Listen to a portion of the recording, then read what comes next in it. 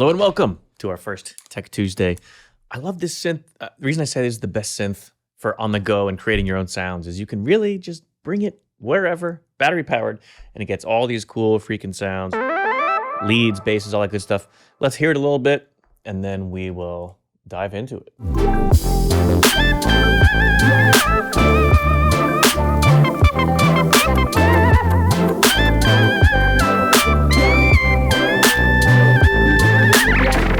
I love this synth. This is so cool. What's so cool about it is that there are no presets on it. It's just everything's laid out there for you. You got your oscillator. I'm gonna try not to get too technical. I just want you to kind of just share the joy and enjoy, like show some of the cool things about it. So like the biggest difference you'll see is with this cutoff. Ramping that up, lets the highs come in more. And this right here, portamento, just deciding if you're letting one note in at a time or multiple. So just one note at a time. All these up here, it's like how long it takes to go in between notes. So if I increase that time,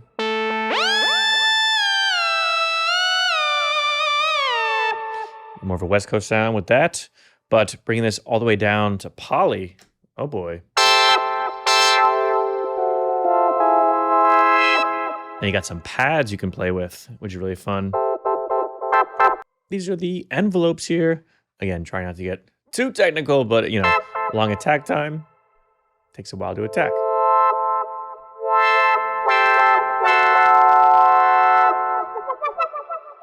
Yeah, so you guys are pretty cool pads. And this is all just within one of the oscillators, right? If I adjust it to a square.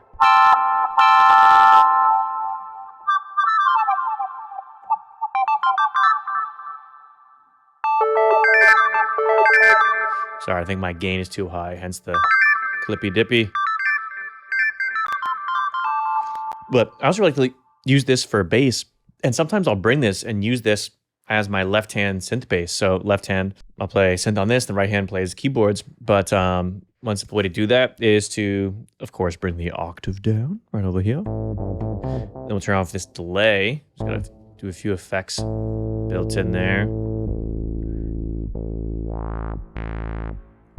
There's some reverb in there and able to, let me turn off that reverb for now for the bass. Come on.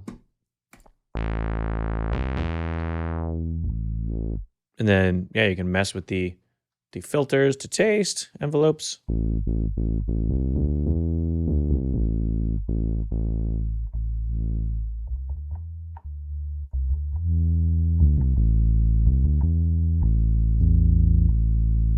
And this, it's set to polyphonic right now, multiple notes. We don't really want that for bass, so we'll switch that to monophonic. So we have that little bit of a glide time in between.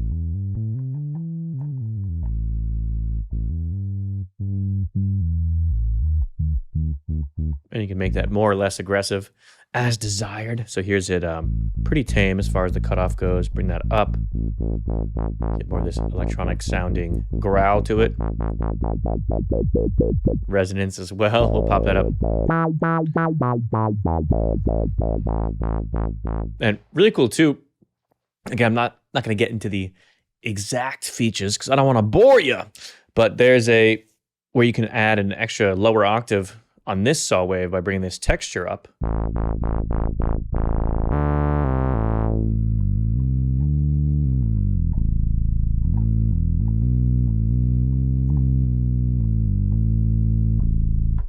And that's great. Yeah, and you can use it for basses, but I also really like using it for leads, even though it's not super equipped with all these kinds of effects. There's only one effect you can do at a time. So one of them would be like a delay. Got a little delay right here. So add a little bit of delay, bring this octave back up. So often I do kind of combine that with another sound because you can't do delay and reverb at the same time.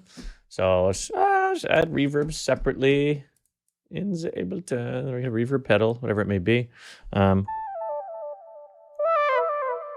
then we got reverb and delay. Sounds pretty nice. Very fun.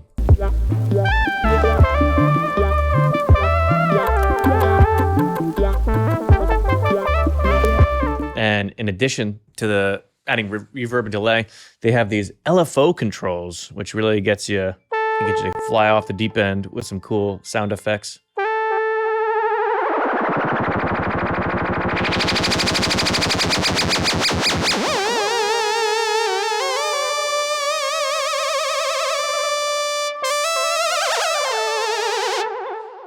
It's one thing I like to do, even though you hear my alarms going off. I have to go. Gotta go teach. I do love teaching, though. You can hit me up if you want to learn some musical things. I gotta go.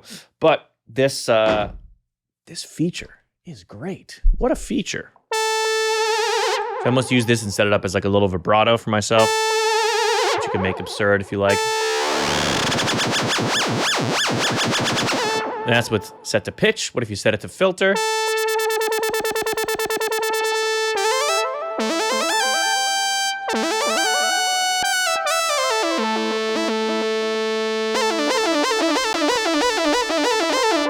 And we didn't even talk about the looper. There's a looper on here as well.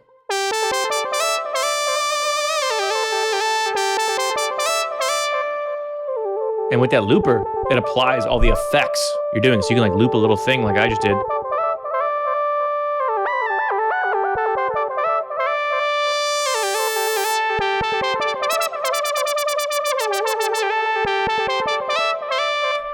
All right, but really gotta go. Check it out. Let me know what questions you have for the next